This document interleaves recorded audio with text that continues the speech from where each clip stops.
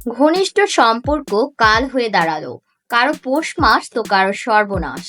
নাসিরউদ্দিনের করা মামলায় পরিমণি জামিন পেলেও চাকরিহারা হতে হলো তার প্রেমিক গোলাম সাকলাইনকে। 2011 সালের 4 জুলাই থেকে বিভিন্ন সময় পরিমণির বাসায় রাত্রি যাপন করতেন পুলিশের গোয়েন্দা বিভাগের অতিরিক্ত সুপার সাকলাইন। এরপর নিয়মিত আসা যাওয়া শুরু। বোর্জ ক্লাব মামলার পর থেকেই পরীর সঙ্গে প্রেম সাকলাইনের। ঠিক প্রেম না, পরকীয়া বলা চলে, কারণ সাকলাইনের বাসায় রয়েছে স্ত্রী, সন্তান।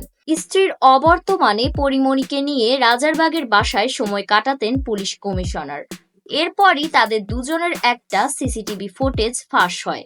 এই ফুটেজে দেখা যায় মধুমতি ভবনের গেটের সামনে 1 আগস্ট সকাল 8টা 15 মিনিটে সাদা গাড়ি এসে থামলে লাল রঙের টি শার্ট পরিহিত একজন প্রথমে নামেন। সাদা জামা পরে নায়িকা পরিমণি তারপর নামেন। এরপর দুজন লিফটে প্রবেশ করেন। ট্রলি ব্যাগ নিয়ে ভবনের সামনে আবার আসে পরিমণি। কিছুক্ষণ পর বেরিয়ে যাওয়ার সময় পরিমণির পরনে ছিল কালো রঙের পোশাক। প্রায় 18 ঘন্টা পর সেখান থেকে বের হন পরিমণি। বিষয়টি নিশ্চিত করেন পরিমণি ড্রাইভার। পরিমণি আর সাকলাইনকে হাতিরঝিল এলাকায় ঘুরতে ও মদ পান করতেও দেখা গেছে। এরপরই তাদের ঘনিষ্ঠ সম্পর্ক তৈরি হয়। আর এসব কিছুই পরিমণির জবানবন্দিতেই জানা গিয়েছে, যে কথা বলতে বলতে এক পর্যায়ে সাকলাইনের সঙ্গে তার সম্পর্ক হয়ে যায়। এরপর থেকেই দুজনের সম্পর্কের রসায়ন বের হয়ে আসে। একের পর এক চাঞ্চল্যকর তথ্য বের হতে শুরু হয়।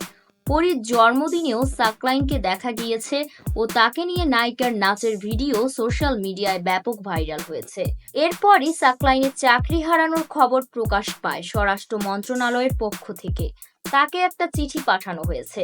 চিঠিতে বলা হয়েছে, তদন্তে উঠে এসেছে নায়িকা পরিমণির সঙ্গে সাকলাইনের বিবাহ বহির্ভূত অনৈতিক সম্পর্ক ছিল। সাকলাইন পরিমণির বাসায় গিয়ে থাকতেন। এছাড়া স্ত্রীর অবর্তমানে পরিমণিকে নিয়ে আসতেন ও রাত্রি যাপন করতেন। তাই সাকলাইনকে 2018 আইন অনুযায়ী বহিষ্কার করা হয়েছে।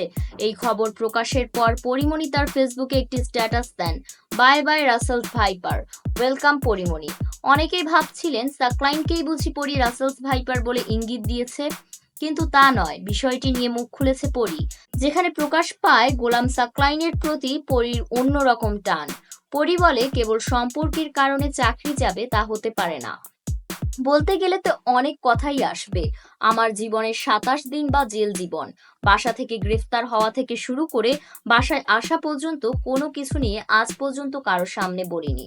27 দিনের ঘটনার কথা কোথাও 27 সেকেন্ডও বলিনি। আমাকে রিমান্ডে কি করেছে এটা কেউ কখনো জানতে চায়নি, তাই আমি এটা নিয়েও কথা বলবো না।